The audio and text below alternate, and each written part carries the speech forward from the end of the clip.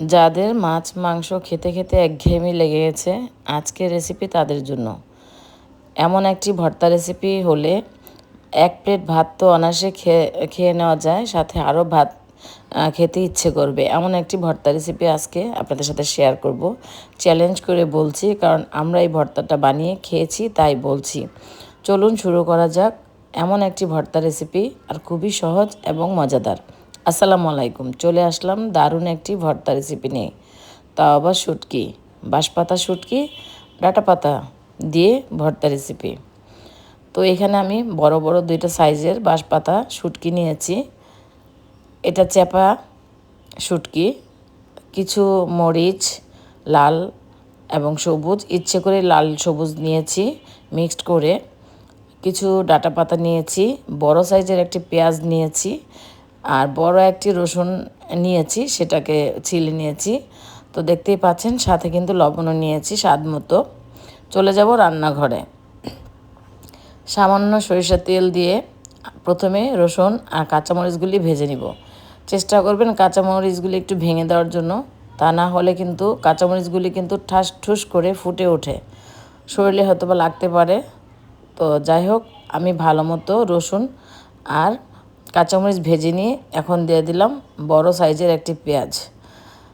তো এগুলিকে খুব ভালো মতো ভেজে তারপরে আমি পাতাগুলি দিয়ে মুড়িয়ে শুটকি দিয়ে ভেজে নিব। তো আশা করি আমার আজকের এই ভর্তা রেসিপি ভালো লাগবে।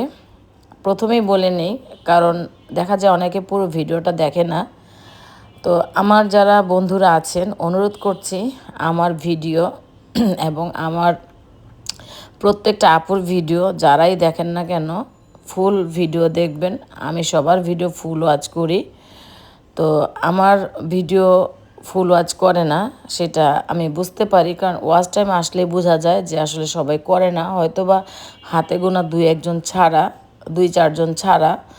যাই হোক, আমি আসলে নামগুলি বলতে চাই না, কিন্তু আমি বলবো যে যার ভিডিওই দেখেন না কেন, শুধু আমার না, যার ভিডিও দেখেন না কেন ফুল ওয়াচ করার চেষ্টা করবেন।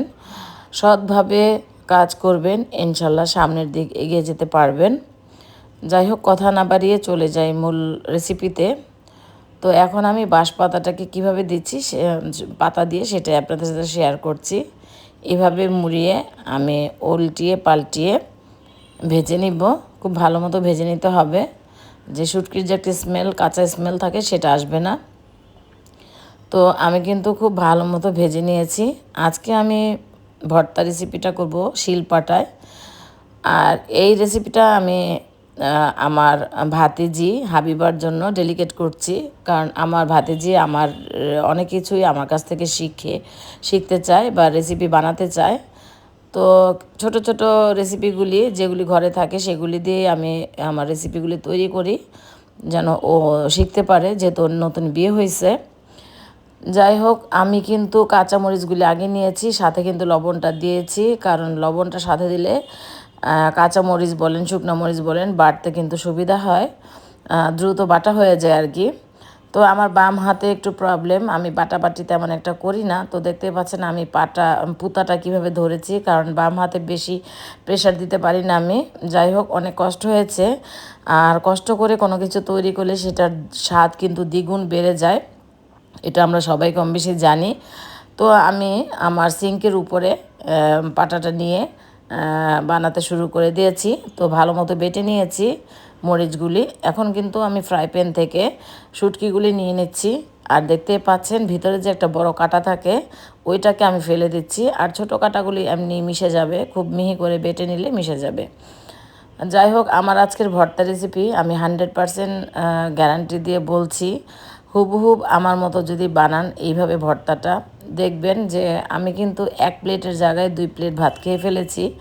অনেক ভালো লেগেছে। তো ভর্তা কিন্তু একা খেতে ভালো লাগে না। আমি কিন্তু আমার 2 ভাবিকে নিয়ে এসে একসাথে বসে খেয়ে নিয়েছি। তো তারা অনেক বলেছে যে দারুণ হয়েছে। তো আমি যেহেতু খেয়েছি তাই আমি বলছি অনেক মজা হয়েছে। একবারে হলেও এই ভর্তাটা ট্রাই করবেন। তো যাই হোক, দেখতেই পাচ্ছেন আমি বেটে নিচ্ছি। আমি তো বলেই নিলাম যে আমার বাটাবাটি করতে কষ্ট হয়, তো যারা বাটাবাটি করতে পছন্দ করেন তারা হয়তো বা এই ভর্তাটা অনায়াসে বানিয়ে খেতে পারবেন। আর যারা আমার মতো এরকম বাটাবাটির ঝামেলা করতে চান না বা বাটতে পারেন না, তারা কিন্তু চাইলে এটাকে ব্লেন্ডারে ব্লেন্ড করে নিতে পারেন। যাই হোক, আর ভর্তা বাটা যে পাটা পুষা ভাত বলে, সেটা কয়জনে পছন্দ করেন সেটাও কিন্তু কমেন্ট করে জানাবেন।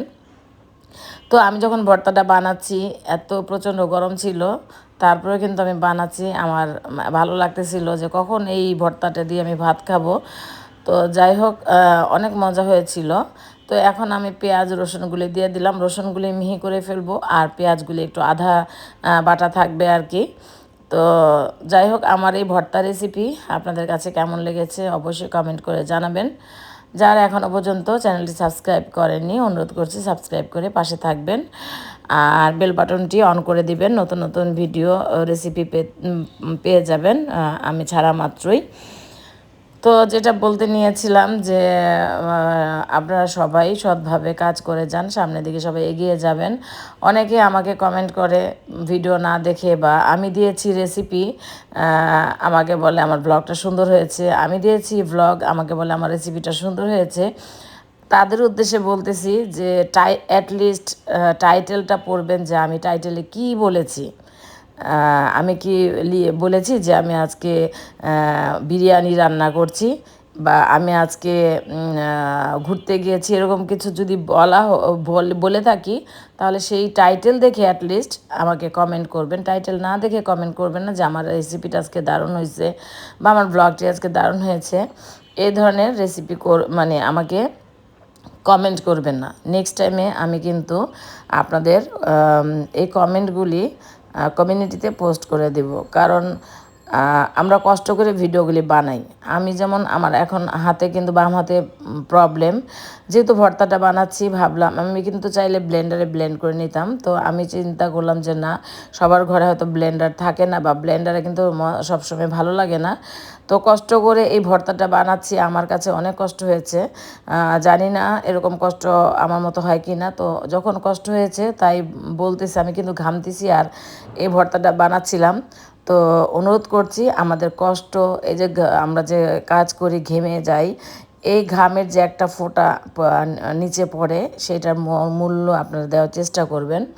যাই হোক, অনেক কথা বলেছি, কথায় ও কাজে ভুল হলে ক্ষমা সুন্দর দৃষ্টিতে দেখবেন। তো পাটা মাখা যে ভাত, এটা খেতে অনেকেই পছন্দ করে, আমি তো বেশি পছন্দ করি। আমার মা এভাবে মেখে আমাদের মুখে তুলে দিত। তো যখন ভাত এইটা মেখে সাথে সাথে খাচ্ছিলাম, মায়ের কথা অনেক মনে পড়ছিল। তো আপনাদের সাথে শেয়ার করলাম আর কি। আমি 2বার খেয়েছি আর আমার 2 ভাবির জন্য 4টা রেখে দিয়েছি। তো এই ভর্তাটা আমরা সবাই মিলে খেয়েছিলাম, অনেক মজা হয়েছিল।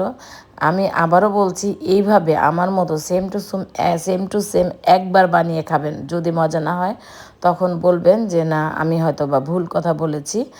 তো যাই হোক, অথচ এখানে এসে অনেকের হয়তো বা জিভে জল চলে আসতেছে, কারণ আমি যখন ভয়েস দিচ্ছি তখন আমি কথা বলতে পারতেছি না, কথা উল্টাপাল্টা হয়ে যাচ্ছিল। তো যাই হোক, তাড়াতাড়ি বানিয়ে খেয়ে নেন এরকম একটা দারুণ মজার ভর্তা। তো অনেকে মাছ মাংস খেতে খেতে একঘেয়েমি লেগে যায় আর কি, তাদের জন্য এই ভর্তা রেসিপি।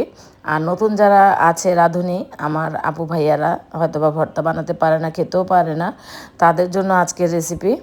তো আশা করি ভালো লেগেছে। আর এই তো দেখতে পাচ্ছেন, এই জড়াগুলি বানিয়ে রাখছি আমার 2 ভাবির জন্য। তারা তো খেয়ে অনেক মজা বলেছে। হয়তো বা ভাববেন যে আমার ভাবিরা এমনি বলতেছে, না এমনি না, অনেক মজা হয়েছিল ভর্তাগুলি। যাই হোক, আমার আজকের এই ভর্তা রেসিপি আশা করি আপনাদের কাছে ভালো লেগেছে। ভালো লেগে থাকলে লাইক কমেন্ট শেয়ার করবেন, সাবস্ক্রাইব করবেন। আর আমার কথায় ও কাজে ভুল হলে আমাকে ক্ষমা সুন্দর দৃষ্টিতে দেখবেন। সবাই ভালো থাকবেন, সুস্থ থাকবেন, আমার জন্য দোয়া করবেন, আমার পরিবারের জন্য দোয়া করবেন। তো আজকের মতো বিদায় নিচ্ছি। আল্লাহ হাফেজ, আসসালামু আলাইকুম।